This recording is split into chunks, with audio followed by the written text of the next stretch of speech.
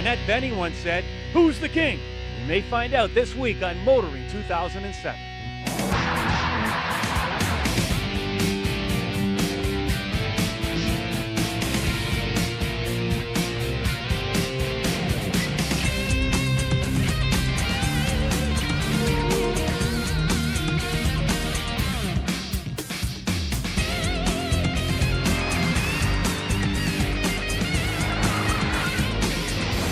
TSN's Motoring 2007 is brought to you by Q from Quaker State. Unleash all your horses. And Michelin, a better way forward. You know, each week we refer to motoring as a program about cars and the people who drive them. But if you got right down to just the numbers, maybe we should be talking about trucks. Last year in North America, the top-selling car was a Toyota Camry, about 325,000. Now, when it comes to pickup trucks, just under 1 million sold, and that's just the F-Series, the Ford F-Series alone. So while gas prices are rising, so are the sales of pickup trucks. Well, this week we're in the beautiful Kawartha Lakes region of Ontario for a rather unique competition. A Canadian journalist has gathered the full lineup of 07 pickup trucks, and they're going head-to-head, winner take all.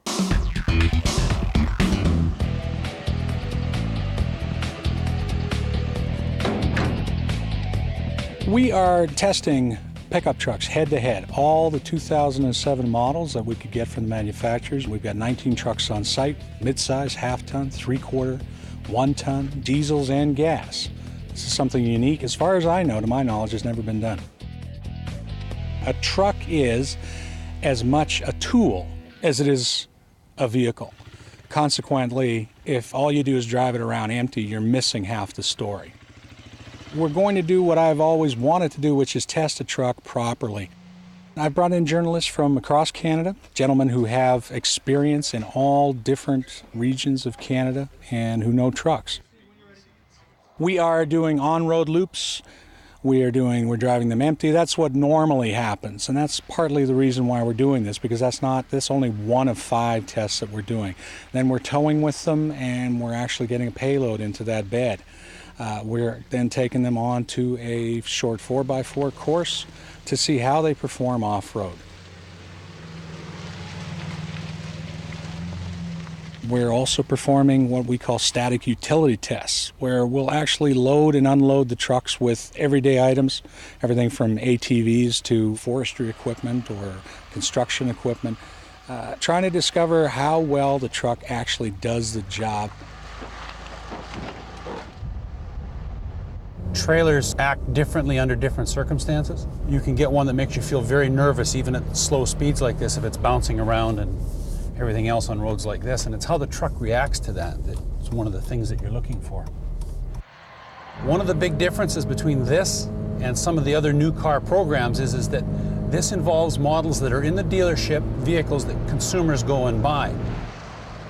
Right now, people still have to buy them and they want to know how they stack up against each other.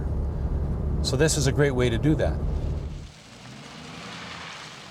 We've got fleet vehicles, and then we've got them dressed out to $50,000, $60,000. They're gorgeous trucks. I mean, these have interiors that some of the nicest luxury cars, would have. What we have here is a stone boat and 6,000 pounds of dead weight.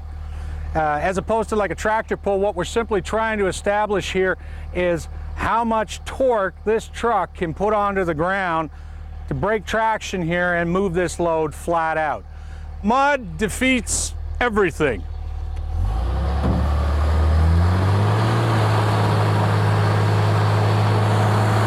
Oh, you're almost there. Oh, you're almost there.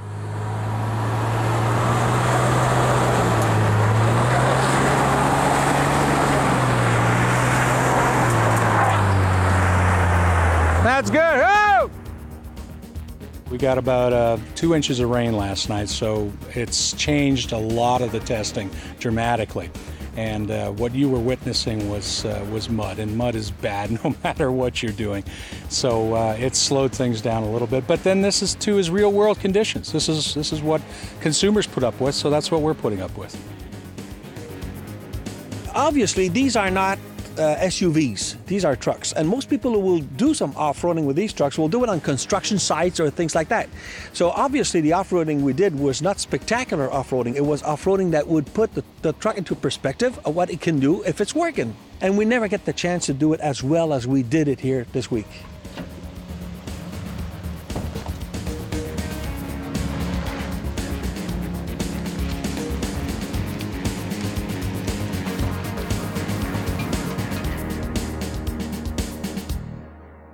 Four minus 2 equals 0. More on the new math later on Kenzie's Corner.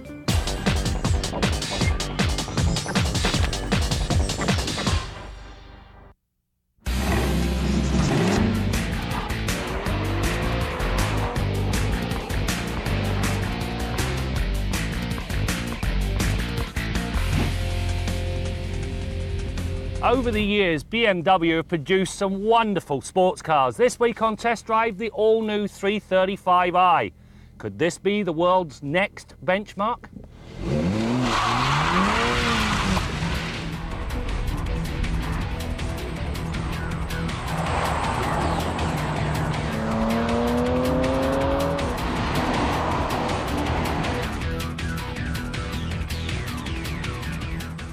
Any world-class sports car needs some essential ingredients if it's to stand out from the crowd. Obviously, style and substance are two of the more important parts of the puzzle. It also needs to handle like the dickens and have an engine to match. Ferrari gets it right. Audi's wonderful RS4 is more than capable of standing on its own considerable merits, as is the Mercedes-Benz SL63. BMW's new 335i is the latest to join the ranks of the illustrious, and it doesn't matter if you drive the coupe or the sedan. What makes this 335 so special is found right under here. Now, this 3-litre inline 6-cylinder engine has not one but 2 turbochargers. As a result, it produces 300 horsepower, but more importantly, 300 pound-feet of torque at just 1400 RPM. Consequently, absolutely no turbo lag, which is very rare, but more importantly, the engine is flexible. You can drive this thing in 4th gear from 60 to 160 and still leave the competition in the dust. Along with a 0 to 100k time of 5.6 seconds comes an 80 to 120 run of just 3.4 seconds. Ironically, this might actually be faster were it not for the 2nd gear ratio. It forces a shift into 3rd gear at 118 kilometers an hour if you want to avoid the rev limiter. And if you keep the boot nailed, the urgency shown at the low end continues unabated right the way up to the 335's electronically limited top speed of 250k.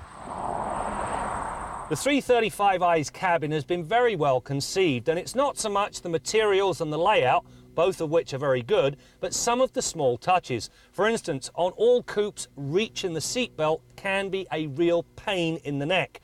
Not so with this car. There's a little hand that actually slides forward and passes you the seatbelt when you get in.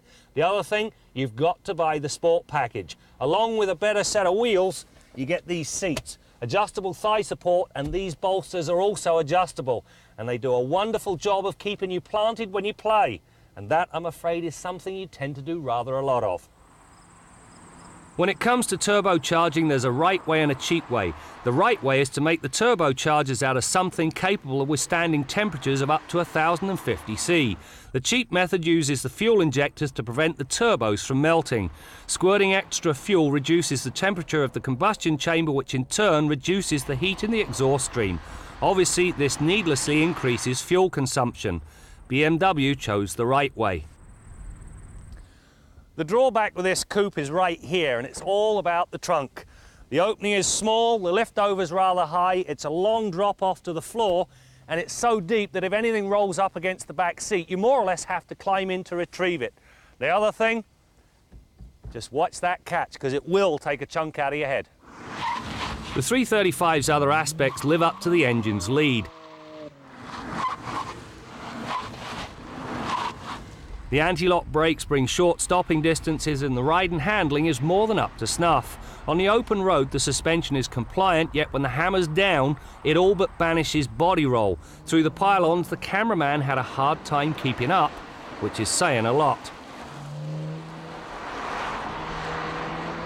It also stays pointed in the right direction, even at the ragged edge. This boils down to the 225 45R17 tyres, wonderful steering, and the electronic stability control system.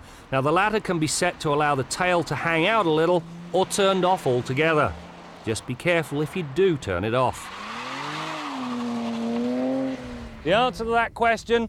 This car is a world beater, and it doesn't boil down to its wonderful handling or its very nice interior. It all boils down to the twin-turbo 3-litre under the hood. That thing is worth the $52,000 alone. The rest of the car, it's all bonus.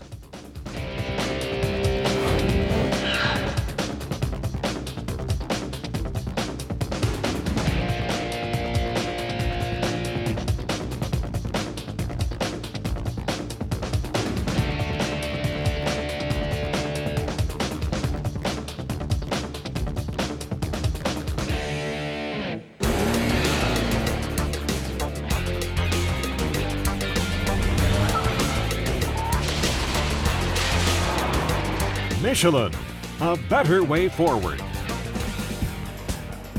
Along with gridlock, the loudest complaint voiced by motorists concerns trucks. With just-in-time inventories, the highways have become moving warehouses and tractor-trailers seem to outnumber cars.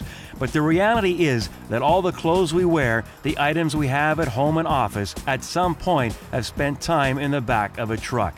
And with a gas bill of about $100,000 a year per truck, when owners are looking to be more fuel efficient and safer, they look to their tires.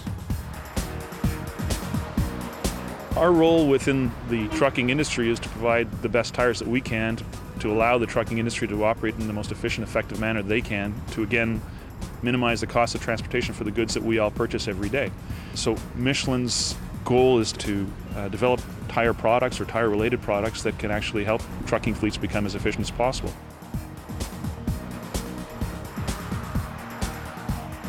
We've all seen trucks on the highways with dual tires on the back, and that's really so that they can carry the full loads that Canadian laws allow them to carry.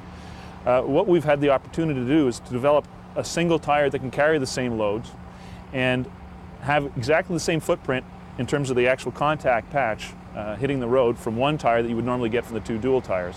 Now this tire is more fuel efficient than the duals would be, and that allows us to deliver some significant fuel savings to the fleet.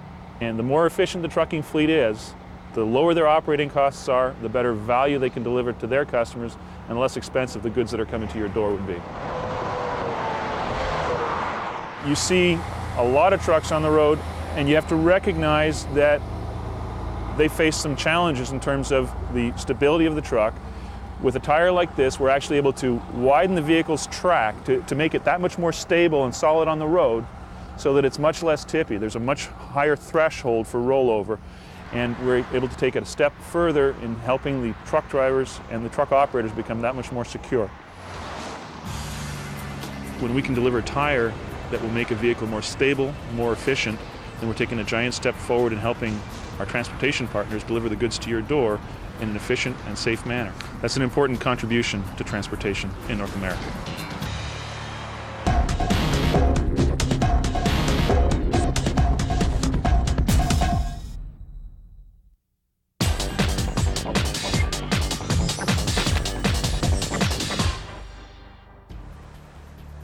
It has been controversial, but some car companies are now installing a sort of smart cruise control where the vehicle will actually sense an impending collision and stop the car automatically.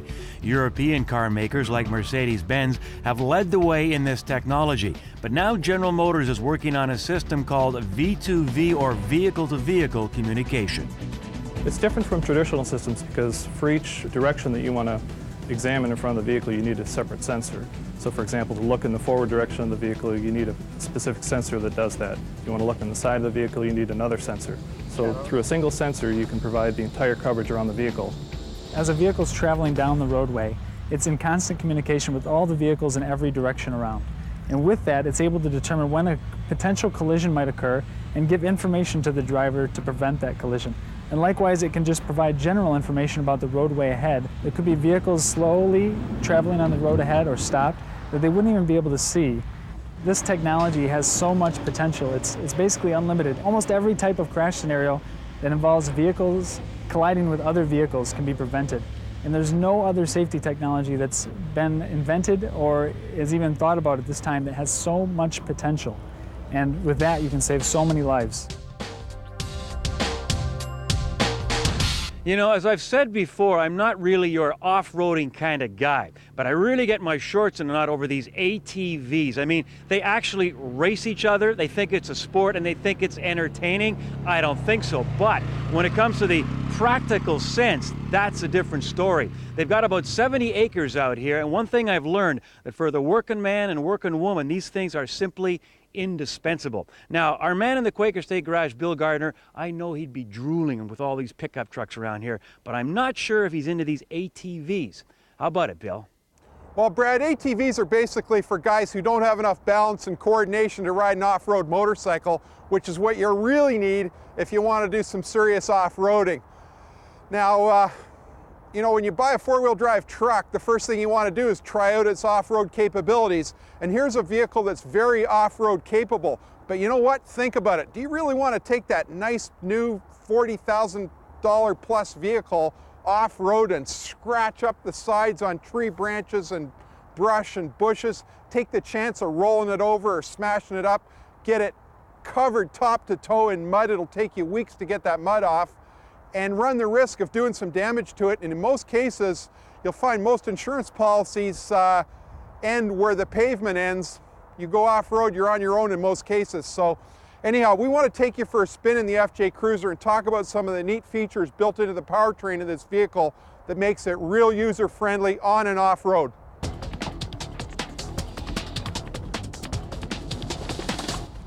Now, with the 6-speed manual in our FJ Cruiser, there's no separate lockout for reverse. It's just slapping over a little bit further than first and up into reverse. So what they do is they give you an audible beep there to let you know that you're in reverse, so you won't inadvertently back into somebody at an intersection. So a little slap to the left and up into first, and away you go.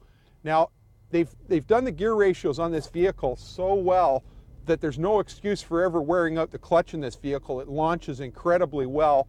And once you're in first gear, you can ride it down pretty much to a stall with the brakes without having to declutch. And you can see the shifter really vibrating. I brought this thing literally almost to a stop without declutching. And that low first gear saves wear and tear in your clutch and makes it really easy to drive in the city.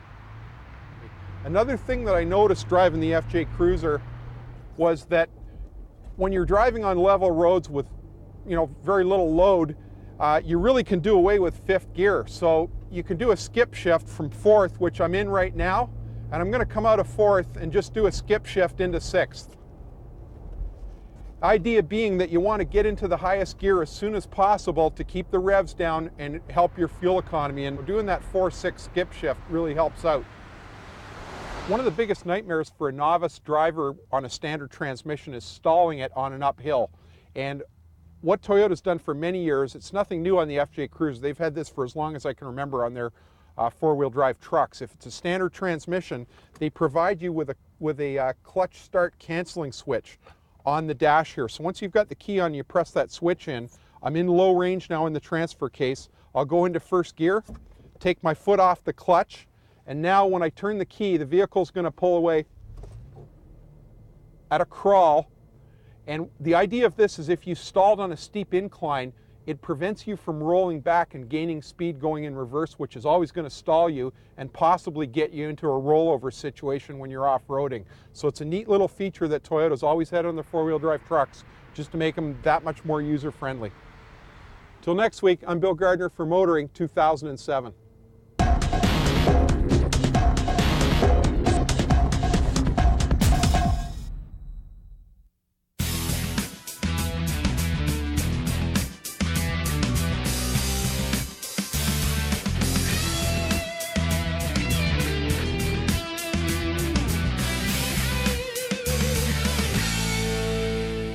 Regular viewers, and I hope you're all regular viewers, will know I don't have a lot of time for motorcycles. I mean, in a three-dimensional world, two wheels just isn't enough. But if you are going to ride these widowmakers, can you have at least a modicum of common sense? Now, the charming Lady Leadfoot, my wife, was driving the other day picking up our son at a friend's house way out in the country, It's a 80K zone road. It's twisty, it's turny. She's looking around, nobody coming. Left turn signal on, no problem. Brakes, makes the turn. And then she hears this incredible crash. Well, she jumps out of the vehicle, and there's a motorcycle sliding off into one ditch, and the rider sliding off into the other. No huge amount of damage. The kid wasn't badly hurt. He said, I don't want to call the police. Why? Because he was going about 130 kilometers an hour and tried to pass her on the left as her left turn signal was on. What's wrong with these people? On the very same day, a friend of mine told me he was driving in his Porsche GT3 at what I'm sure was a conservative rate of knots. He got blown by two kids, each riding one of these Japanese kind of Formula One racing bike imitations. He figures they were going 180 kilometers an hour in an 80K zone.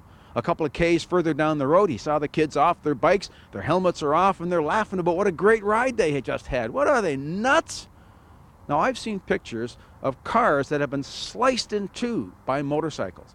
And the guy who teaches crash reconstruction for the Ontario Provincial Police, he once showed me a video of a vehicle turning into a gas station, and this blur comes flying across the screen. It's a motorcycle. It slams into the car, and this projectile goes zinging out of frame. Well, that was the rider, and I use the past tense advisedly. Now, if you are going to ride these things, can you have half a brain? Unless maybe we can treat this as a gene pool cleansing exercise, in which case, if you're going to ride like this, please do it before you have your children. I'm Jim Kenzie. You know, when an auto manufacturer launches a new vehicle, it's a big deal. I mean, you've got the car company, you got the ad agency, you got the event management team. It's a lot of money. Well, as I mentioned earlier, this Canadian Truck King Challenge was organized by Canadian journalist Howard Elmer. And he gathered together over $1 million worth of pickup trucks with just the help of his family. And despite their reputation, none of the auto journalists were complaining. And incidentally, we'll have the overall winner for you on a future program. Make sure you join us for that as we continue to bring you more stories about cars and the people who drive them. Jeep for many, many years has been using the Rubicon as their ultimate testing and proving grounds. In fact, we built a test facility at Chelsea, Chrysler's proving grounds, duplicating, say, the 5 worst sections of the Rubicon Trail. TSN's Motoring 2007 has been brought to you by Q from Quaker State, Unleash All Your Horses, and Michelin, a better way forward.